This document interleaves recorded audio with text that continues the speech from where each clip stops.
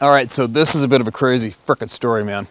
It's kind of funny. I was helping a friend of mine work on his new farm a couple days ago, and a name came up, and it completely reminded me of this experience I had about 8 or 9 years ago.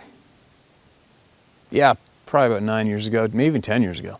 And it was way up the Pemberton Valley, and it was dead in the middle of winter, and it was absolutely frickin' freezing cold. And what I was doing up there is I was on my snowmobile, and I was going after this one particular pack of wolves to try to thin them out. The wolves were getting right out of hand, and I was up the road. We're talking 5-6 feet of snow on the ground, right? I mean, it's dead in the middle of winter, coastal mountains. It was probably minus 15-ish, maybe even minus 20-ish. It was frickin' freezing, and I had got on my snowshoes and I left my sled, and I'd hiked into this big patch of what would a lot of people call ancient cedars. I mean, frickin' monster cedar trees. And take note of this, a little side mention. This is kind of cool. I remember when I was back in there tracking these wolves, and I was just down there in those big cedars looking around, and I just noticed a perfect straight line against the trunk of this big 8-foot across cedar tree. Just something looked out of place, because there's nothing that's, straight. There's no straight angle pieces of anything in a natural setting like that. And I remember looking at the tree, I'm like, what the hell is that? And I walked up there, and here's an ancient salmon spear. Had the two pieces of old iron came up and hooked in like that, and there's the one straight one in the middle, and it was wired onto this cedar, straight hand-whittled cedar pole handle, barkless, and it was hanging on a branch on the side of that old cedar tree way back in there in the middle of nowhere. And the river was actually another, I don't know, maybe 100 and something yards in that direction. But that was a real wicked find, and I grabbed it and saved it and still have it. That was kind of cool. Just remembered that. So get this one. So I'm snowshoeing back out to my snowmobile, and another sled comes up, got the helmet on, and it looked like he was looking for me. And sure enough, it's this logger from town named Travis. Great guy. And he asked me if I would come and help him, because he figured there was going to be a dead body farther up the valley. And I'm like, what? A dead body? And he went on to tell me that this dude figured like a homeless guy, not altogether, from Vancouver. I forget how the guy got there. He'd either been dropped off from somebody or took a cab, and the cab dropped him off at the end of the road where the logging road started, and just kicked him out and dropped him off. And it was puking snow that night, the night before. You're not going to believe this. And so they dropped this guy off. He had on a frickin' pair of running shoes, a pair of jeans, a zip-up cotton hoodie, and whatever he had on underneath that. Sweatshirt, t-shirt, whatever. Had a beard, big mucky beard. He looked to be a hard late 40s maybe when I seen him. And Travis had told me about this, and how he can see the guy's footprints still vaguely in the snow going up the valley. And this is the next day now. And somebody had raised the alarm. I think he hitchhiked up there, and then we're a small town. Word got around that this guy got hitchhiked up the head of the valley, got dropped off.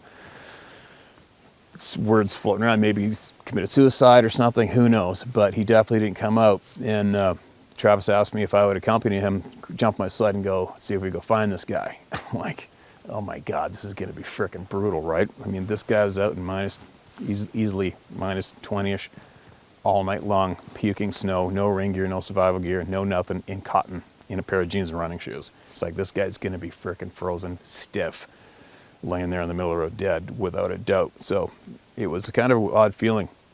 So off we go. And we are ripping up the valley. You can see his footprints in the snow. You can see where his footprints, where they were snowed in, but you can see them where they're dented in. And it just kept going, and kept going, and kept going, and going, and going. And I'll measure the kilometers of how far this guy went once I get home, and I'll put the text up here, and you can see how many kilometers he went.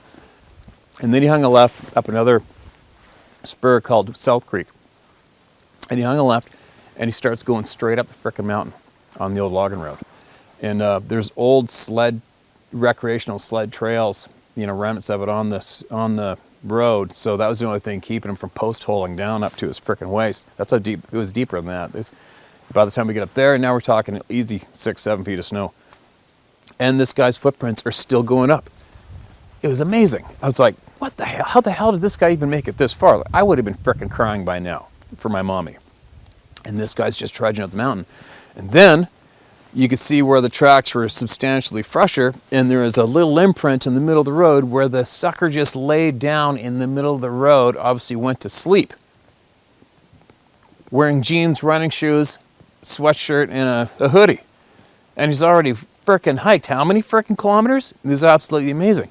And he laid there, and then you see where he got up, took a leak, and kept walking straight up the frickin' mountain. It was unbelievable. And I'm like, okay, this is kind of creepy, man. Like, what the hell's going on? You kidding me? And we went all the way up, wound our way all the frickin' way up to the top, and then it goes straight back. Another handful of mega kilometers. And then you start disappearing up into the timber. So we're sitting there, I'm on this side of this little bowl. We get to the very top on this side of the bowl, and the thing went around like this, and then and we're basically almost to the end where we can where we can go with the snowmobiles.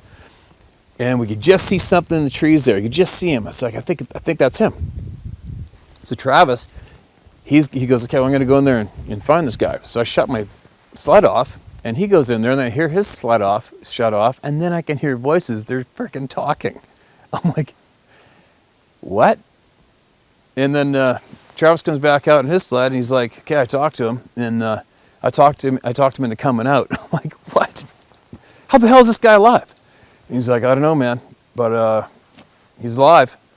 And I had to talk him into coming out. And I'm like, well, he's probably delirious of freaking hypothermia or something. He's like, no, I'm going to go in there and throw him on my sled.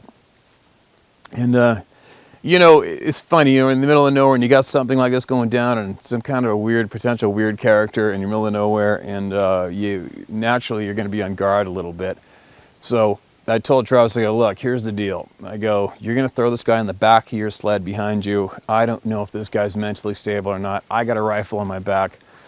You come out, you go ahead of me, and I'm going to keep one in the pipe, just in case something creepy or foolish goes down. You don't know if this guy's going to pull a knife out and go loony on Travis while he's behind him holding onto his back or neck.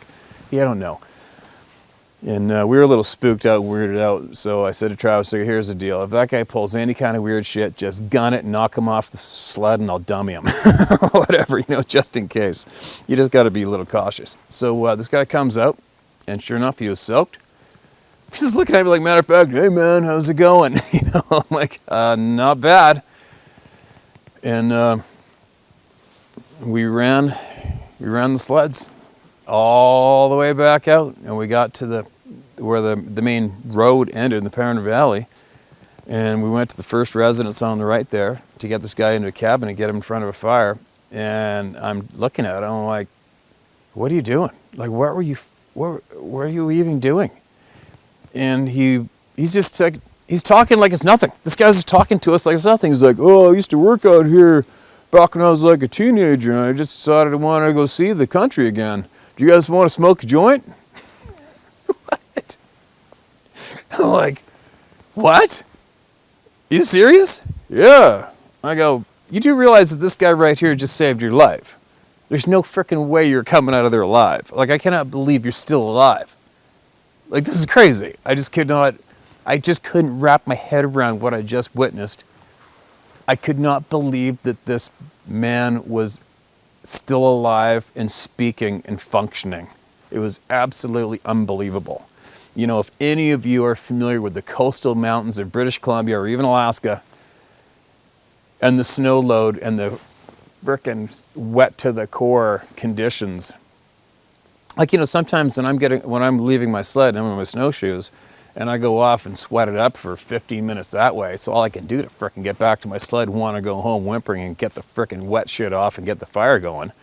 You know, and your toes and your hands freeze up, rock frickin' solid. And this frickin' lunatic went all the way up there with running shoes and jeans on all through the night and laid down on the ground on the frozen snow and slept all night and got up and kept on hiking like he's going to the park in the summertime.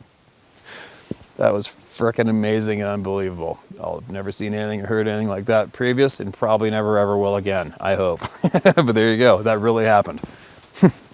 crazy. People are crazy.